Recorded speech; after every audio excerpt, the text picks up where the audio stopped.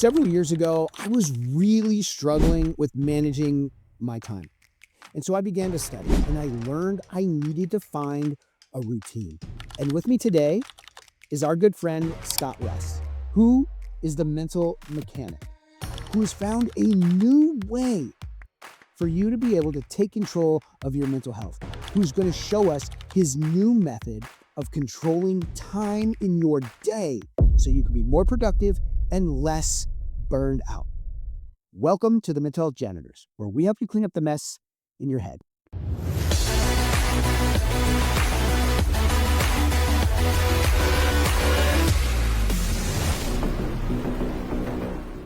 I'm your host, Sergeant Q. With me today, Scott, our mental mechanic. Thank you. Now, Scott, you have something really challenging for people to understand today. So what's the one thing that you want them to walk away with? I would say the number one thing that everybody needs to remember, needs to understand, if they didn't learn this lesson already, which I'm so sorry that you weren't taught this, time is a tool and it should be useful to you. It doesn't have to be measured the same way for everything. That's not actually helpful all the time. Most of the time, people assume that there's always going to be tomorrow. There's not. We don't know that. It's not guaranteed. That yesterday is gone. I mean, that's partially true, but that doesn't mean that yesterday doesn't still have an impact on you today. And that today is all you've got, which, yes, but also no, that's only half of it. Time does flow much like a river, but we can throw things farther back up the river or out into the future. And if we set those intentions carefully and we know what we're trying to do, what we're trying to make happen, then we can have explosive exponential results. Now, I figured this out while I was in lockdown because COVID-19 hit everybody and was terrible. And I was actually in China at the time. Oh, let me tell you, Sergeant, it was bad. It was real bad. I was in China when COVID-19 hit. I was actually in China far enough and early enough that I heard about COVID-19 during 2019, before it had even become the great big everything world-ending plague that people knew about. I was hearing about it on January 1st in the Hong Kong airport, being told, if you have been to the Wuhan fish market or have experienced cold or flu-like symptoms, please report to blah, blah, blah, blah, blah, blah, blah. I was like, oh no, because I had no idea what it was. I didn't realize it was serious. I was just like, why are they making this announcement every 7 minutes? It's New Year's Eve when I was listening to it the first time, and New Year's Day when I was listening to it again. And every 7 or 8 minutes, they were making this same announcement. If you have been to the Wuhan fish market and are experiencing cold or flu-like symptoms, it was just so bizarre. During lockdown, everything is shut down. There's nothing going on. I'm living in Wuxi, which is about 1,000 kilometers away from Wuhan. Not that close, not that scary. I was not there as part of Wuhan. I didn't have to deal with any of that, thank God. But I am right there in country, seeing it happen. In a country where I do not speak the language, I do not read the news, I cannot understand what they are trying to tell people on all of the posted signs outside. I'm just there and totally alone. So, Scott, tell me what thoughts, feelings, and emotions were coming up as you are outside of your culture, outside of your country, have difficulty communicating, and now there's this pandemic unfolding. It is a truly scary, terrifying time. The thing that sticks out the most was one particular afternoon. I'm in a city called Wuxi. Wuxi has a population of, I want to say, like 3.5 million or so. And I'm not in a far-off place. I mean, I'm somewhat centrally placed. There's this big district just down from my window up on the 4th or 5th floor. And I'm able to see all of the people going by, and it was the hustle and the bustle of the city. I mean, it's a big city for the first time in my life. And on this particular day, there's nothing out there. There is no body out there. There are no cars. There is no foot traffic. There aren't even the mopeds doing deliveries. There's nobody. It's empty. It felt like the world had well and truly ended, and I was just not figuring out that the zombie apocalypse had happened. It was like, whoa, whoa. The wildest part of all of it wasn't even not having talked to another human for 3 months, wasn't even being so isolated and completely alone in a foreign country. It was when we got back, literally all of the local staff had been rolled over. The front desk clerk was gone, the manager was gone, the teacher's aides, the tech people, everybody who had worked there was gone. I mean, I don't know what happened to them, but they had all been replaced. Now, I know that most of your audience probably did not have to go be in a foreign country where they were that level of isolated, but everybody does remember where they were when they found out about how bad the plague was. And everybody had some significant time there where it was just, we don't know whether or not we're going to make it to tomorrow. We don't know how bad things are going to be in 2 weeks. We don't know where things are going. And everybody was really, really wound up. Yeah, Scott, I'm one of those. So I actually was in a foreign country. I was in Cambodia. We had just finished building a children at risk center, and we were getting ready to catch our flight to Taipei and then back to the US when all of the media started hitting. We were actually up doing a tourist like tour after we had finished, and we started getting announcements, and people started leaving all of these well-populated areas, and we're like, what is happening? Because we don't speak the language. We can't read the news, but we're watching everybody leaving very quickly. And so we start checking like what's happening. They start talking about this pandemic, China. So we're on our way from Angkor Wat to the airport. And as we're sitting in the airport, we're watching just like in the movies where flights are getting delayed, canceled, canceled, canceled, canceled, canceled. Everything starts turning red. It's like, oh no. I was like, this is exactly how every zombie apocalypse starts. So when you say everybody remembers, I remember exactly where I was and exactly how I felt in that moment. You remember really well. You do. It's a traumatic event for everybody. So what do we do with that? How do we solve this problem? Well, the insight that came to me was at about 4 in the morning one morning when I had woken up way before my alarm. There was still nothing scheduled for the rest of the week because nothing was happening. And I was sitting there in the calm and in the quiet, and my brain started changing up the math. It wasn't, I have 2 hours left before the alarm would go off. It was, what if we didn't break things down in 24-hour days? What if we made it 18 chunks of time and they're 90 minutes each instead? Because 90 minutes is enough time to watch a full movie, and doing something for 90 minutes is enough time to really start to get something done, whereas 1 hour feels less complete, or there's less time to really get things done in that time because it feels unfocused. Breaking it down in a different way let me open up all of these other possibilities and patterns, because then you can also take one 90-minute chunk and make 4 20-minute chunks and a 10-minute break, which is enough to do tons of little stuff. When you've got something that's just a little thing, that's 4 anime episodes for people that watch that. I am one of them. Or that's enough time to do the laundry, the dishes, the cleaning, one small chore task.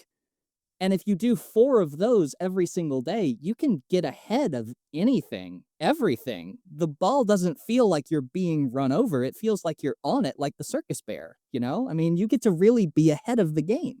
I believe, and I mean, I really, truly, deeply believe that if we change our perception on time, then we're able to use it as a tool just like any other tool. And the ability to master that tool, oh man, the compounding interest that stacks up when you know how to use time to your benefit. You don't feel like you are bound to it and the clock is always ticking and it's running you over.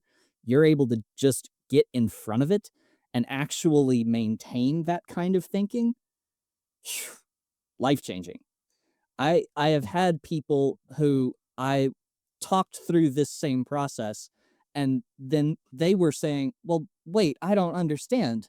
And I was like, "Look, you're gonna lose the same amount of sleep, roughly, every day. That's fine. But you're gonna lose the same amount for work, too. If you keep both of those, and then you have only this much left every single day, it's never going to feel like you've got enough time. You're always going to feel like there's something else that you need to be doing. But the minute that you're able to unhook the way that time was structured and given to you, and you take ownership of that instead, then you're able to start changing what those chunks look like. You're able to start putting more things in it and putting yourself together better so that you can actually make those gains. And by the time I finished explaining it, the light bulb had come on. There was a page of notes in front of her, and she had a real, actual, actionable business plan for what she was going to start doing over the next 2 weeks. Because she realized she did have time. She knew where to find the time in what her day already had. Thanks for sharing that story, Scott. That really does paint a great picture. And we love to do that for our audience. We love to paint them a picture. And so this is the part where we like to give people a roadmap, like what's coming next. We're going to do 3 things here.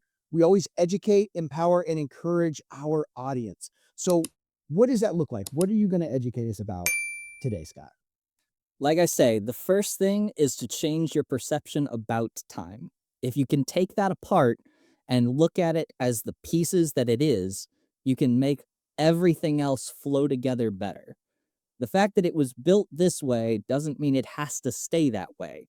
That system doesn't serve us in today's modern age. Most of it was built on Industrial Revolution anyway. That's a whole different issue. But today, especially with the instant gratification and the internet and your smartphone, you don't have to feel stuck to the same way that things always used to be. So, start by changing time in your own mind. I don't run on 24 hours. I run on 18 chunks, 18 90-minute chunks. Because then, 5 of them you can assume are sleep, and 5 of them you can assume are work. Even if you do that and take away 10 chunks total, with 8 chunks left, every single day, I've got time for a movie, I've got time for a shower, I've got time for walking the dog, I've got time for playing with other people, I've got time for a D&D game. There's always time. So I'm familiar with this concept, and some of my employees use it, and it works really good for them. It's called time blocking, where they block out certain chunks of time for certain specific activities. They have a stopwatch. At this time, I'm going to start this activity, and at this time, I'm going to stop it. I do something, I don't use time blocking. It doesn't work well for me. It works well for a lot of people.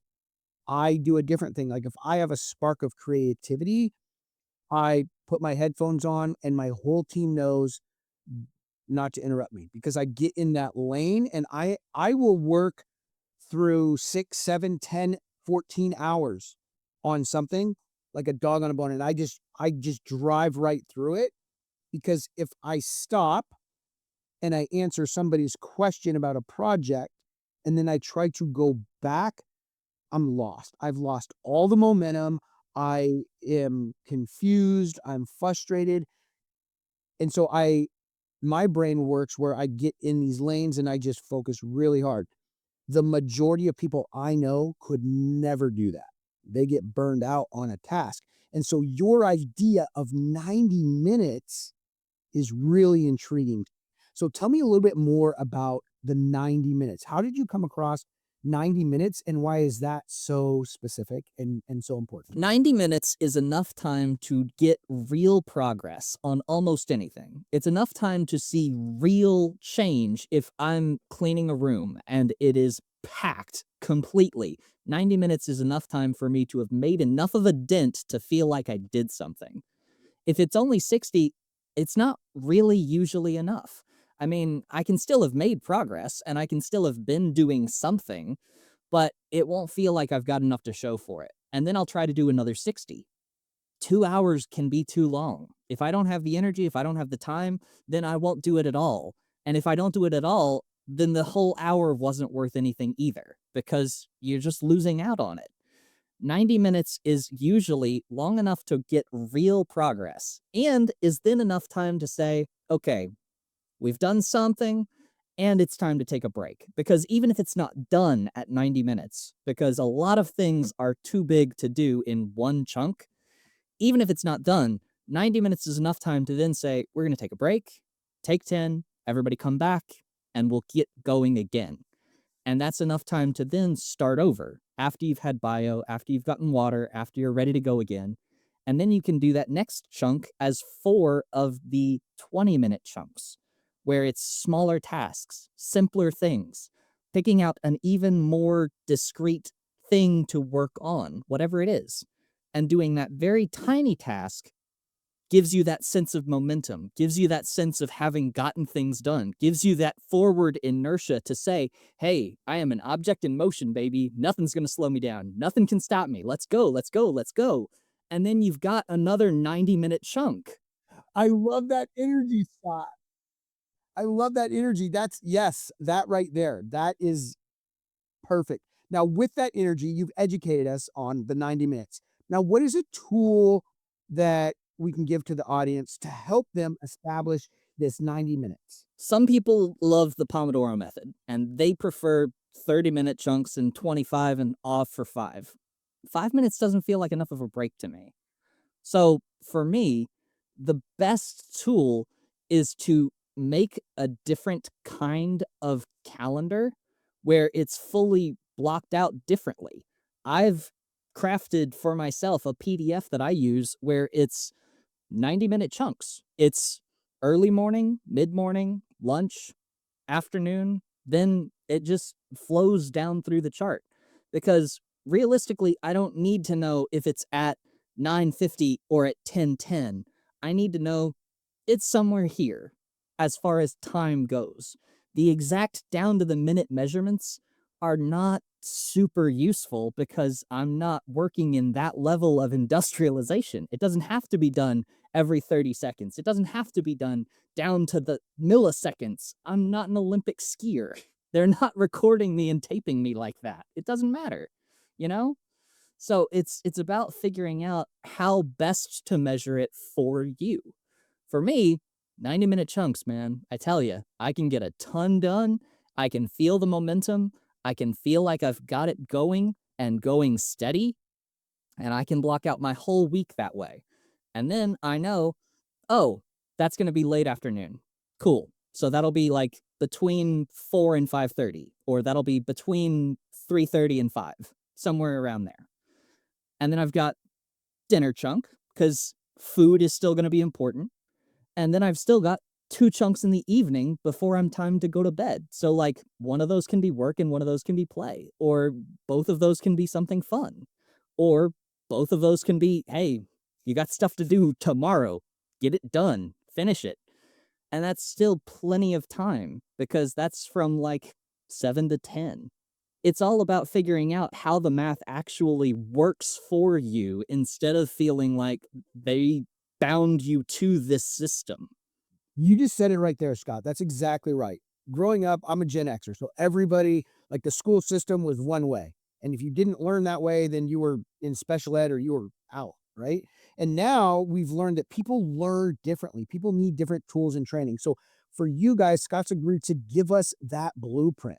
So you guys are going to get that on the firstonesfree.com. You're going to be able to click that, get that free thing, and try it out and see if it works for you.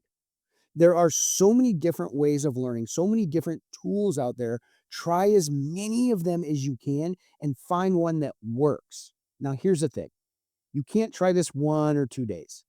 Everybody knows it takes 45 to 60 days to build a habit. So you have to give it that much time to find success with anything you do. It doesn't matter what it is. Your brain needs that amount of time to rewire the neural connections and have success. So get this free tool from Scott. And then we always want to encourage you guys to take the next step. So, Scott, what's the next step for people once they download this, they start getting some traction? What's the next step that you have for people? The next step that I offer is a very simple short course where I go over some of this same stuff, and it's called Vacay in a Day.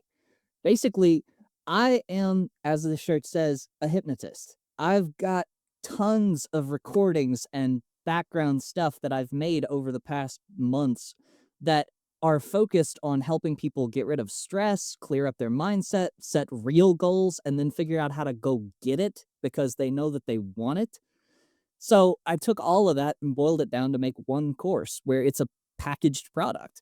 It's got 3 hypnosis sessions already recorded in it as MP3s, and it's got, I don't know, I want to say about 2 or maybe almost 3 hours worth of teaching material total. It's very short, it's very simple, but it is so eye-opening for people who have been feeling so stuck, because part of why you feel so stuck is because you haven't opened up your mind to the possibilities. There's so much more to do, so much more one can be if you have the creative capability. And you don't feel like you've got that creativity because you haven't put any time into it. People let their imagination kind of wither when they become adults because it's not encouraged. It's a tool, but it's not useful unless you're a writer or you're an actor or you're in the movies. Everybody needs creativity. Everybody needs imagination. And if you're able to get a little bit more free with your own thinking, then you will be able to get all of those results for all of those things that you are actually wanting, because it will give you clarity. The very next step is clarity. As soon as you know what you want and you know how to go get it, you will have nothing stopping you between here and there except the time it takes to do it. That's perfect, Scott. I love it. And you talk about being a hypnotist. And so sometimes, here's the thing, on the Mental Health Janitors, everything we do here is scientifically backed. And I know all about hypnotism. And it's kind of gotten, I don't want to say a bad name, but it's gotten a stage name where a lot of it you see on stage where people are making people duck walk and quack like chickens and all kinds of stuff, right? And that's kind of the showmanship of it. But there's real science behind what you do. And I've been studying it. It's called NLP, Neuro Linguistic Programming. And it's how you use the words and how you can program your own brain using the words. Now, here is a really simple example that I'll share with you guys.